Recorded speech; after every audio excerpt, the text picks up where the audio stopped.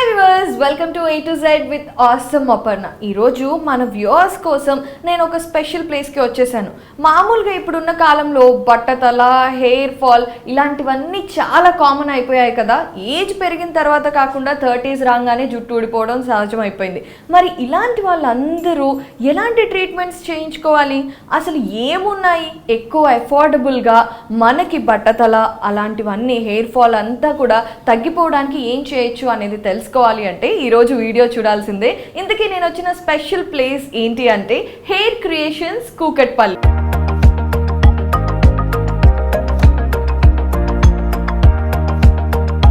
ఇక్కడ మనతో పాటు ఎంఎస్సి కాస్మెటాలజిస్ట్ అలాగే ట్రైకాలజిస్ట్ డాక్టర్ సంయుక్త ఉన్నారు. మరి ఆవిడ హెయిర్ ట్రాన్స్ప్లాంటేషన్లో ఎక్స్పర్ట్. ఆవిడతో మాట్లాడితే మీకున్న సందేహాలన్నీ క్లియర్ అయిపోతాయి. So let's talk to her.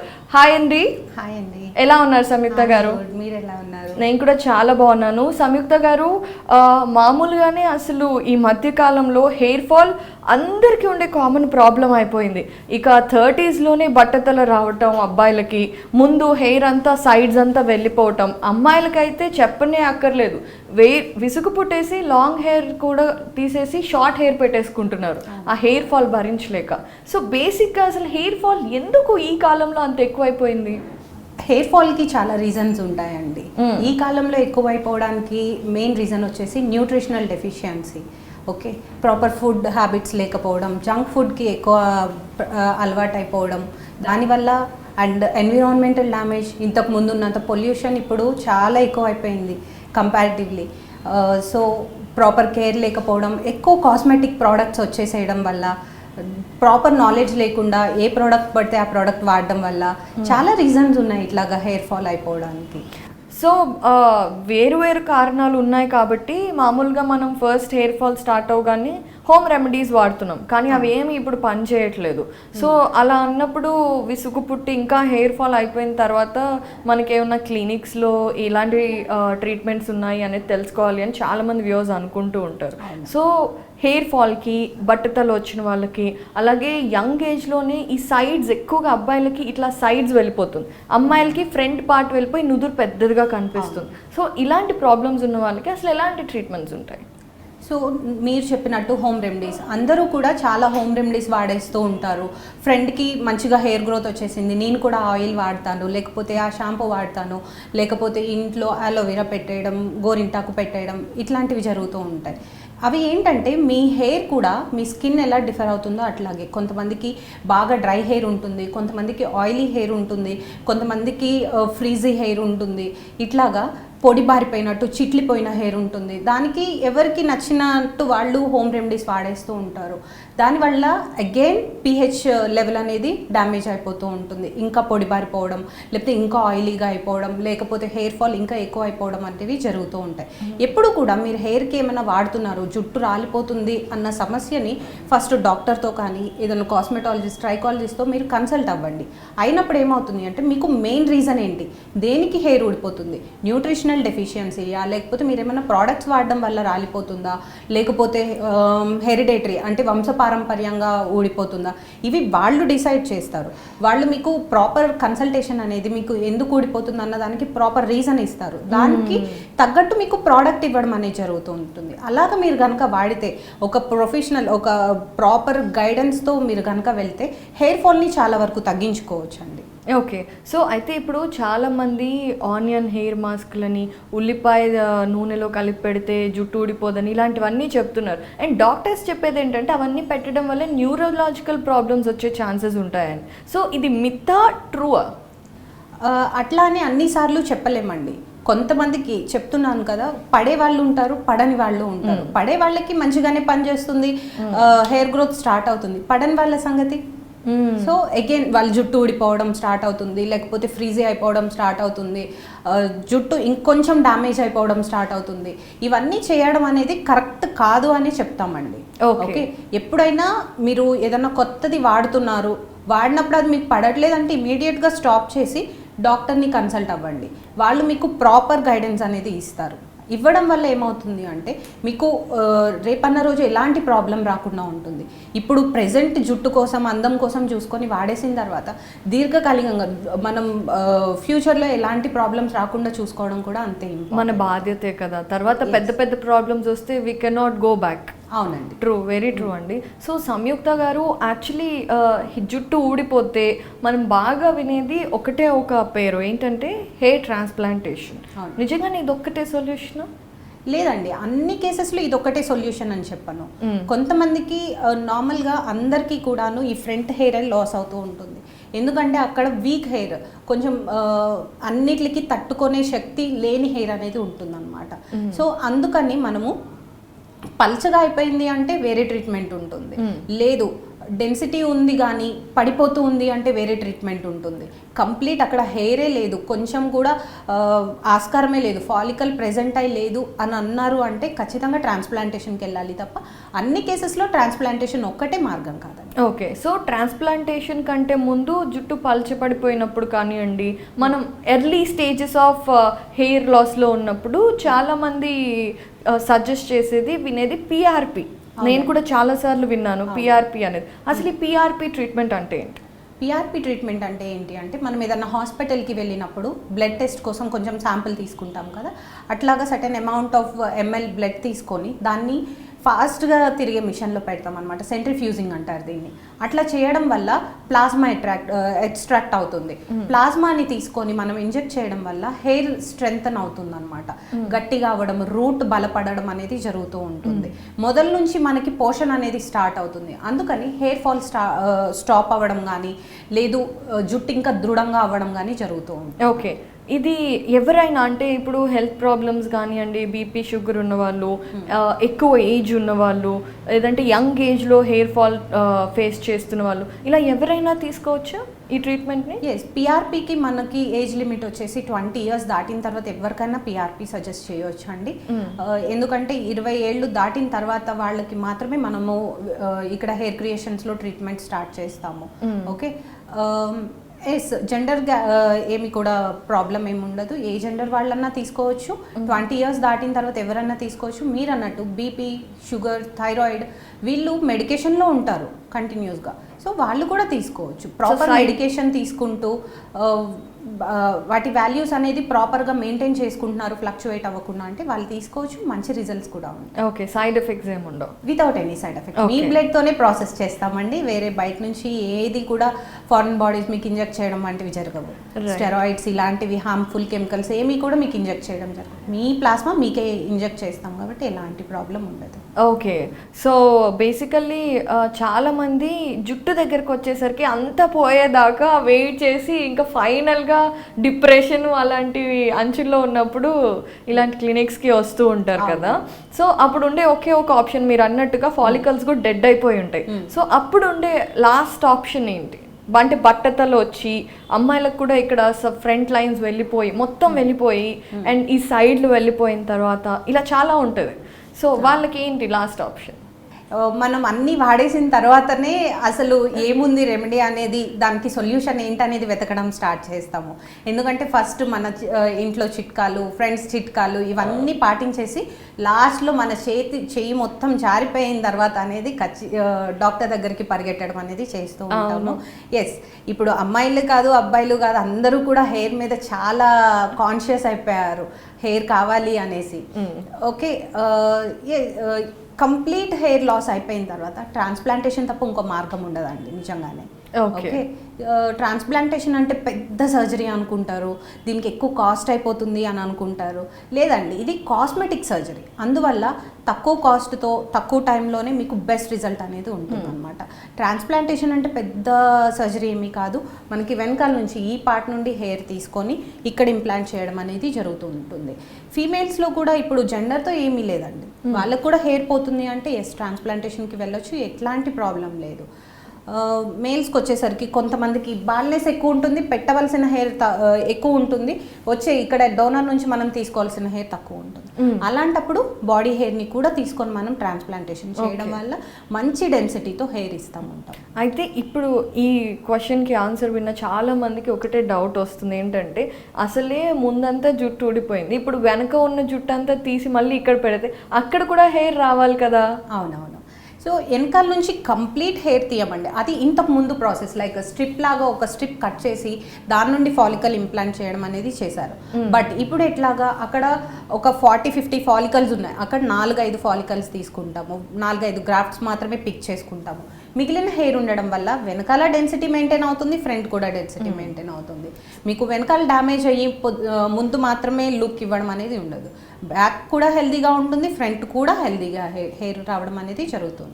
Okay, so ఈ ట్రాన్స్ప్లాంటేషన్ ప్రొసీజర్ అయితే ఇప్పుడు మీరు చెప్పారు, మన బాడీ హెయిర్ కానివ్వండి, మన డోనర్ అంటే మనమే యాక్చువల్లీ హెయిర్ ట్రాన్స్ప్లాంటేషన్లో. సో దీనికి ముందు అంటే ట్రాన్స్ప్లాంటేషన్ అనేది అసలు ఎన్ని సెషన్స్ అనేది అది ఇండివిజువల్ని బట్టి ఉంటుంది అనుకోండి, బట్ ముందు తీసుకోవాల్సిన ప్రికాషన్స్, జాగ్రత్తలు, అండ్ హెయిర్ ట్రాన్స్ప్లాంటేషన్ తర్వాత తీసుకోవాల్సిన జాగ్రత్తలు ఇలా చాలా ఉంటాయి కదా, అవన్నీ ఏంటి? సో అవన్నీ అంటే మేల్స్లో ఈ మధ్య చూస్తూ ఉంటాము, స్మోక్ డ్రింక్ 10 to 15 days ముందు మానేసేయండి, కంప్లీట్ స్టాప్ చేయండి అని చెప్తూ ఉంటాము. స్పైసీ ఫుడ్స్ తీసుకోవద్దని చెప్తూ ఉంటాము. హెయిర్ వాష్ ఎప్పుడెప్పుడు చేయాలి అని చెప్తూ ఉంటాము. కంప్లీట్ మాకు ఎప్పుడైతే క్లయింట్ వాకిన్ అవుతారో ఇవన్నీ కూడా వాళ్ళకి కన్సల్టేషన్లోనే చెప్తూ ఉంటాం అనమాట. దీనికి వాళ్ళు మర్చిపోయినా కూడా వాళ్ళకి చార్ట్స్ ఇస్తూ ఉంటాము. Complete pre and post operative care అనేది మీకు ముందే గైడ్ చేసి పంపిస్తూ ఉంటామండి. ఓకే, సో అంటే ఫుడ్లో ఏదైనా డిఫరెన్సెస్ తీసుకొచ్చుకోవాలా? ఈ మధ్య కాలంలో ఫుడ్లో చాలా చేంజెస్ అనేవి అయిపోయినాయి. చాలామంది జంక్ ఫుడ్కి అలవాటు అయిపోతున్నారు. ఇంతకుముందు నేను చెప్పినట్టే కొంచెం ఏదైతే బాడీకి హెయిర్కి ఇంపార్టెంటో అవి ఖచ్చితంగా పాటించాల్సి ఉంటుంది. కాబట్టి చిన్న డైట్ చార్ట్, మొత్తం మీ డైట్ని మార్చేసేలా ఉండదు. ఏది ఎక్కువ చేసుకోవాలి, ఏది తక్కువ తినాలి, ఇట్లాంటివి చెప్తూ ఉంటాము, అవి ఫాలో అవ్వాలండి. ఓకే, సో ఇప్పుడు హెయిర్ ట్రాన్స్ప్లాంటేషన్ అనేది మామూలుగా అమ్మాయిలకి కానివ్వండి, అబ్బాయిలకి కానివ్వండి ప్రొసీజర్ సేమ్గా ఉంటుందా, లేదంటే ఏదన్నా డిఫరెన్షియేషన్ ఉంటుందా? లేదండి, సేమ్ ఉంటుంది ప్రొసీజర్. సేమ్ వెనకాల నుంచే హెయిర్ ఎక్స్ట్రాక్ట్ చేస్తాము, ముందు ఇంప్లాంట్ చేస్తాము, అది తప్ప ఇంకేమీ డిఫరెన్స్ ఉండదు. బట్ కేర్ చేయడం, ఆఫ్టర్ కేర్, బిఫోర్ కేర్ కొంచెం డిఫర్ అవుతుంది, కానీ కంప్లీట్ ప్రొసీజర్ ఒక్కటే ఉంటుంది. అండ్ ఫీమేల్స్లో ఏంటి అంటే బియర్డ్ అండ్ చెస్ట్ హెయిర్ తీయలేము, ఓన్లీ డోనర్ పార్ట్ నుంచే తీసుకోగలము. అండ్ అబ్బాయిలకి పోయినంత ఎక్కువగా అమ్మాయిలకి పోదు, కాబట్టి మ్యాక్సిమం మనం డోనర్ నుంచి సపోర్ట్ తీసుకోవచ్చు. అండ్ మనకి లాంగ్ హెయిర్ ఉంటుంది అమ్మాయిలకి వచ్చేసరికి, అబ్బాయిలకి షార్ట్ హెయిర్ ఉంటుంది కాబట్టి వాళ్ళకి ఎక్కువ కవర్ చేసుకునే ఛాన్సెస్ ఉండకపోవచ్చు. మనకి లాంగ్ హెయిర్ ఉంటుంది కాబట్టి కవర్ చేసుకునే ఛాన్స్ ఎక్కువ ఉంటుంది. సో ఈ మధ్య కాలంలో మీరు అన్నట్టుగా హెయిర్ కాన్షియస్నెస్ అయ్యింది కదా, చాలామంది హెయిర్ మీద ఎక్కువ కాన్సన్ట్రేట్ చేస్తున్నారు. సో ఒక 50+ years ఉన్న వాళ్ళకి హెయిర్ లాస్ అయితే వాళ్ళు హెయిర్ ట్రాన్స్ప్లాంటేషన్ చేయించుకోవచ్చా? వాళ్ళకి ఏమీ మెడికల్ ఇష్యూస్ లేకుండా హెల్దీగా ఉన్నారు. థైరాయిడ్ బీపీ అనేది డయాబెటిక్ వాళ్ళు కూడా ఉంటూ ఉంటారు, కామన్. వాళ్ళు ప్రాపర్ మెడికేషన్లో ఉండి ట్రీట్మెంట్కి ప్లాన్ చేసుకుంటే ఖచ్చితంగా చేయించుకోవచ్చు అండి. బట్ 40-50 years దాటిన తర్వాత అందరికీ వైట్ హెయిర్ స్టార్ట్ అయిపోతుంది కదా, మనం తెల్ల జుట్టు తీసుకొని ఇంప్లాంట్ చేయడం వల్ల తెల్ల జుట్టే వస్తుంది కానీ నల్ల జుట్టు వస్తుందని మాత్రం హోప్ పెట్టుకోకండి. ఈ పాయింట్ చాలా మంది మిస్ అవుతారు కదా. రైట్. సో మీరు ఇప్పుడే చెప్పారు డయాబెటిక్ కానివ్వండి, బీపీ కానివ్వండి అనేసి. ఇప్పుడు చాలామందికి ఉండే ప్రాబ్లమ్స్ ఏంటంటే, ఒకటి బీపీ, షుగర్. రెండోది ఏంటి అంటే ఇప్పుడు థైరాయిడ్ కానివ్వండి, పీసీఓడి కానివ్వండి, పీసీఓఎస్ కానివ్వండి, ఇలా చాలా ఉంటున్నాయి. సో ఇలా ఉన్న అదర్ హెల్త్ ఇష్యూస్ ఏమన్నా ఉంటే, హార్మోనల్ ఇంబ్యాలెన్సెస్ ఉంటే వాళ్ళకి ట్రాన్స్ప్లాంటేషన్ సక్సెస్ అవుతుందా? సక్సెస్ రేట్ ఖచ్చితంగా ఉంటుందండి, ఉండకుండా అయితే ఉండదు. ఎందుకంటే బిఫోర్ ఆఫ్టర్ మనం రిపోర్ట్స్ చూస్తూనే ఉంటాము. ఫ్లక్చువేట్ అవ్వకుండా చూసుకున్నంత కాలం హెయిర్ హెల్దీగానే ఉంటుంది. ఓకే, అండ్ మీకు ఇందాక చెప్పాను ఫ్రంట్ హెయిర్కి మాత్రమే వీక్గా ఉంటుందండి, బ్యాక్ హెయిర్ చాలా స్ట్రాంగ్గా ఉంటుంది అని.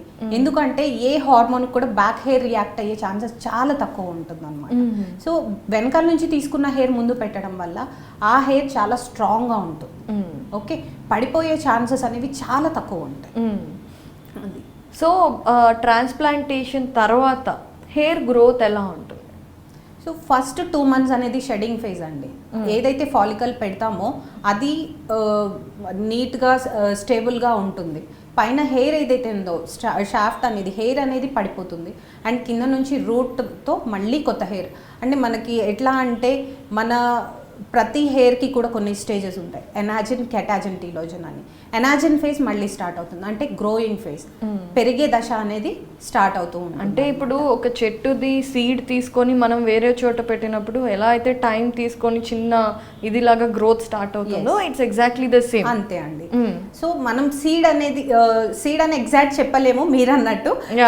సో ఇంప్లాంట్ చేసాము, హెయిర్ పెరగడానికి ఆఫ్టర్ 2 months నుండి హెయిర్ గ్రోత్ అనేది స్టార్ట్ అయిపోతుంది. 6 to 12 months లో కంప్లీట్ హెయిర్ గ్రోత్ చూడవచ్చు. 6 to 12 months అనే ఒక పీరియడ్ ఎందుకు చెప్పానంటే శరీరతత్వం, మీ శరీరతత్వం ఒకలా ఉంటుంది, నాది ఒకలా ఉంటుంది. హీలింగ్ ప్రాసెస్ కూడా డిఫరెంట్ అవుతూ ఉంటుంది. మీది ఫాస్ట్గా ఉండొచ్చు, నాది స్లోగా ఉండొచ్చు. అందుకని సమ్ గ్యాప్ చెప్తాం. 6 to 12 months వరకు మీకు గ్రో అవుతూనే ఉంటుంది అండి హెయిర్. ఓకే. సో ఈ హెయిర్ ట్రాన్స్ప్లాంటేషన్ సర్జరీ చేయించుకోవాలి అనుకుంటే అసలు దీన్ని సర్జరీ అనడం కరెక్టేనా? ఎందుకంటే we don't cut anything, right? లేదు. సో దీన్ని సర్జరీ అంటాం కన్నా కాస్మెటిక్ ప్రాసెస్ అని అనడం అంటే కరెక్ట్. ఎందుకంటే స్కిన్లో 3 layers ఉంటాయండి. 3 layers సెకండ్ లేయర్ వరకు మాత్రమే వెళ్తాము. ఈవెన్ ఎనస్థీషియా కూడా సెకండ్ లేయర్ వరకే ఇస్తామండి. థర్డ్ లేయర్ సబ్క్యూటేనియస్ లేయర్ వరకు కూడా వెళ్ళదు.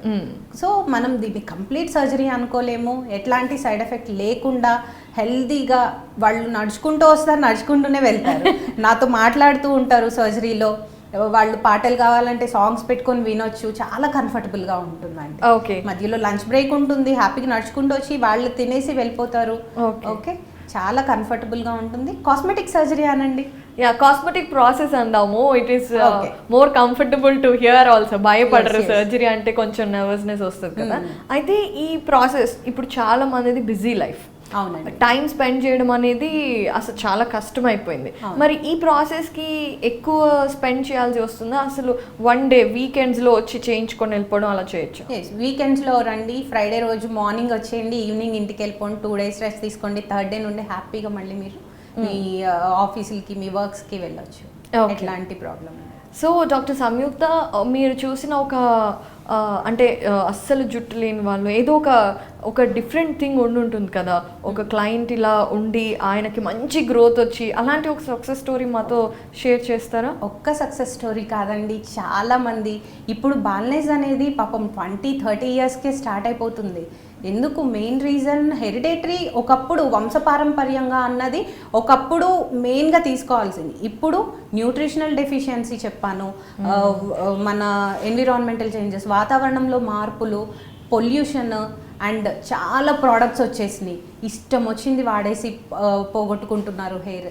ఇట్లాంటి కేసెస్ చాలా ట్రీట్ అవుతాయండి. ఇక్కడ మెయిన్గా నేను పలానా వాళ్ళ ఫ్రెండ్ని, వాళ్ళ హెయిర్ చాలా బాగుంది, నాకు అలాంటి హెయిర్ కావాలి, ఇట్లాంటి కేసెస్ ఎక్కువ అండి. మనకి కొత్త క్లయింట్స్ రావడం ఏమి ఉండదు. ఫ్రెండ్స్ లేకపోతే రిలేటివ్స్ ఇట్లాగా వస్తూ ఉంటారు through the word. Yes. Okay. మాకు ప్రత్యేకంగా అడ్వర్టైజ్మెంట్స్ ఇవి ఏమి ఇచ్చుకోమండి, త్రూ ద వర్డ్ అంతే. మీరు చెప్పినట్టు మౌత్ పబ్లిసిటీనే ఎక్కువ ఉంది. వాళ్ళ ఫ్రెండ్స్ రావడము, లేకపోతే రిలేటివ్స్, ఇట్లాంటి వాళ్ళే ఎక్కువ మంది ఉంటూ ఉంటారు. సో డాక్టర్ సంయుక్త, ఇప్పటి వరకు హెయిర్ ట్రాన్స్ప్లాంటేషన్ గురించి మీరు చాలా మంచి ఇన్ఫర్మేషన్ ఇచ్చారు. అయితే ఇప్పుడు లాస్ట్ 2 questions మా ఆడియన్స్కి, స్పెషల్లీ కామన్ ఆడియన్స్కి ఉండే మిత్స్ అనమాట. ఈ హెయిర్ ట్రాన్స్ప్లాంటేషన్ అనేది రిచ్ పీపుల్కి, బాగా డబ్బున్న వాళ్ళకే అనేసి, సామాన్య ప్రజలు, మిడిల్ క్లాస్ పీపుల్కి ఈ హెయిర్ ట్రాన్స్ప్లాంటేషన్ అనేది అఫోర్డబులా? ఖచ్చితంగా అఫోర్డబుల్ అండి. హెయిర్ క్రియేషన్స్ మెయిన్ మోటోనే అది. డౌన్ టు ఎర్త్ ఉండాలి, అందరికీ అందుబాటులో ట్రీట్మెంట్ అనేది ఉండాలి. ట్రాన్స్ప్లాంటేషన్, జుట్టు లేకుండా బాధపడే ఎవరైతే యంగ్ పీపుల్ ఉన్నారో, టీనేజ్ అని చెప్పలేను, యంగ్ పీపుల్ ఎవరైతే ఉన్నారో వాళ్ళు, మిడిల్ క్లాస్ పీపుల్ కానీ, down to middle class people కానీ, వాళ్ళు చేయించుకోవడానికి బాధపడకూడదు. వాళ్ళకు కూడా ట్రీట్మెంట్ చాలా అందుబాటులో ఉండాలనేది హెయిర్ క్రియేషన్స్ మెయిన్ మోటో. ఇక్కడ ప్రైజింగ్ అనేది చాలా తక్కువ ఉంటుందండి, మీకు చాలా కంఫర్టబుల్గా ఉంటుంది. ఎట్లాంటి డౌట్స్ పెట్టుకోకుండా అన్ని రేంజ్ పీపుల్, అన్ని సెక్షన్స్ ఆఫ్ పీపుల్స్ వచ్చి ఇక్కడ ట్రీట్మెంట్ తీసుకోవచ్చు. ఓకే, సో ఇప్పుడు హెయిర్ ట్రాన్స్ప్లాంటేషన్ అండ్ పిఆర్పి ఈ రెండు ప్రొసీజర్స్ గురించి మాకు చక్కగా ఇన్ఫర్మేషన్ ఇచ్చారు. అయితే ఇప్పుడు ఈ కాస్మెటిక్ ప్రొసీజర్స్ అనేవి ఎప్పటికప్పుడు అప్డేట్ అవుతున్నాయి. అవును. సో మరి ఇందులో ఏమైనా లేటెస్ట్ టెక్నాలజీస్ వచ్చాయా? ఖచ్చితంగా ట్రాన్స్ప్లాంటేషన్లో కూడా మనం ఇక్కడ అడ్వాన్స్డ్ టెక్నిక్ యూస్ చేస్తున్నాము, బయోఎఫ్యుఏ అని. ఎక్కడైతే వీక్ గ్రాఫ్ట్ ఉందో దాన్ని మనం గ్రోత్ ఫ్యాక్టర్స్ యాడ్ చేయడం వల్ల గ్రాఫ్ట్ అనేది స్ట్రెంగ్తన్ అవుతుంది, దానికి కావలసిన పోషణ అనేది అందుతుంది. పోషణ ఇచ్చి మనం ట్రాన్స్ప్లాంటేషన్ చేయడం వల్ల ఇంకా ఫాస్ట్గా గ్రోత్ ఉండడము, అంటే త్వరగా రిజల్ట్స్ చూడటము, అది ఇంకా పోషణ ఎక్కువ అవి మంచిగా హెల్దీగా పెరగడము, థిక్గా రావడము హెయిర్ అనేది. ఇప్పుడు పల్చటి జుట్టు పెట్టినా మనం గ్రోత్ ఫ్యాక్టర్స్తో మనం ప్రాసెస్ చేసాం కాబట్టి, దాన్ని స్టిమ్యులేట్ చేసాం కాబట్టి థిక్ హెయిర్ పెరగడం అనేది జరుగుతూ ఉంటుంది అన్నమాట. ఓకే, యా, అంటే ఇప్పుడు మనం పెట్టే ఫాలికల్స్కి ఇంకా బూస్టప్ ఎనర్జీ ఎక్స్ట్రాగా ఇచ్చే బూస్టర్ అని చెప్పొచ్చు. ఓకే, ఖచ్చితంగా. సో చాలా బాగుందండి. అయితే మరి ఇప్పుడు మేము వచ్చాము అండ్ మా షో చూసే ఆడియన్స్, లాయల్ ఆడియన్స్ చాలామంది ఉంటారు అండ్ వాళ్ళు కనుక హెయిర్ ప్రాబ్లమ్స్తో బాధపడుతూ హెయిర్ ట్రీట్మెంట్స్ చేయించుకోవాలి అంటే మా షో తరఫున, మా ఐ డ్రీమ్ తరఫున ఎవరన్నా మిమ్మల్ని అప్రోచ్ అయితే స్పెషల్ డిస్కౌంట్స్ ఇస్తారా? ఖచ్చితంగా స్పెషల్ డిస్కౌంట్స్ ఉంటాయండి. మీరు రండి, విజిట్ అవ్వండి, క్లినిక్ని చూడండి, ఒకసారి మాతో మాట్లాడండి. మీకు మంచి ప్రైజింగ్లో, మీకు ఆల్రెడీ చెప్పాను, తక్కువ కాస్ట్లోనే మనం మంచి రిజల్ట్ అనేది ఇద్దాం. ప్రెజెంట్ మీరు అడుగుతున్నారు కాబట్టి 35,555కి మీకు ట్రాన్స్ప్లాంటేషన్ అనేది ఒక రోజులో ఎన్ని గ్రాఫ్ట్స్ పెట్టగలము ఫుల్ డెన్సిటీతో అనేది ఇద్దాం. Wow, that's so nice. So చూసారు కదా, చాలా మందికి కామన్గా ఉండే ప్రాబ్లమ్స్లో హెయిర్ లాస్ ప్రాబ్లం ఒకటి. ఒకవేళ మీరు కనుక అమ్మాయిలైనా అబ్బాయిలైనా హెయిర్ లాస్ ప్రాబ్లంతో బాధపడుతూ మీరు ఏదైనా ప్రొసీజర్ చేయించుకోవాలి అంటే hair creations Kukatpally or else Dilsukh నగర్ని కాంటాక్ట్ అయ్యి మన A to Z with Awesome Aparna పేరు చెప్పండి, లేదంటే ఐ డ్రీమ్ తెలుగు మూవీస్ పేరు చెప్తే 35,555కి 1 డేలో అన్లిమిటెడ్ ట్రాన్స్ప్లాంటేషన్ ఇస్తారంట. దాంతోపాటు plus 1 PRP totally free and అలాగే 1 బ్రైటనింగ్ అండ్ వైట్నింగ్ సెషన్ కూడా టోటలీ ఫ్రీ. తడా, మంచి ఆఫర్ కదా. సో డెఫినెట్గా యూస్ చేసుకోండి. అండ్ అలాగే doctor Samyuktha, thank you so much. ఈ రోజు మీరు మాకు చాలా చక్కటి ఇన్ఫర్మేషన్ ఇచ్చారు. We really love the information. I hope మీకు మంచి క్లయింట్స్ రావాలని అండ్ హెయిర్ క్రియేషన్స్ మంచి సక్సెస్ఫుల్గా ఉండాలని కోరుకుంటున్నాము. Thanks a lot. థ్యాంక్ యూ అండి.